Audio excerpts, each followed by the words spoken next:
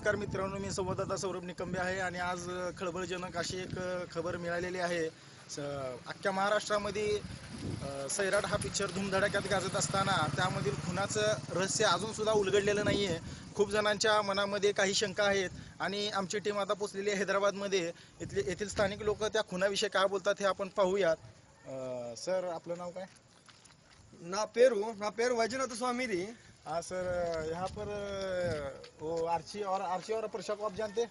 हाँ, मैं यहाँ परशाची यहीं पे रहते थे। मैं यहाँ क्या बोलना आपको, वो बच्चा दिन भर कामा करता था जाके वहाँ पे।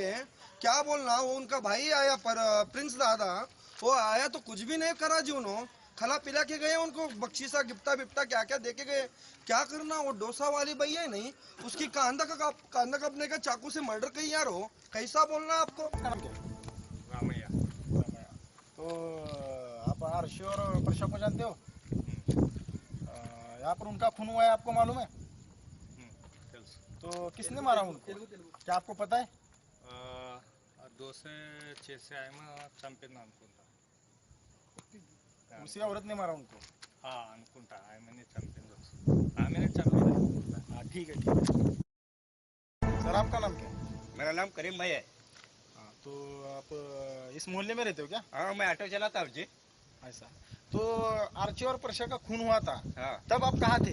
मैं क्या किया, दोपहर में खाना खाने के लिए ऑटो लेके आया तो उधर से आवाज़ है मोहल्ले में आवाज़ आने के बाद मैं क्या करा, देखा तो क्या हुआ, बाहर आके वो ठोसा वाली भैया है ना, वो छुरी लेके भाग गए।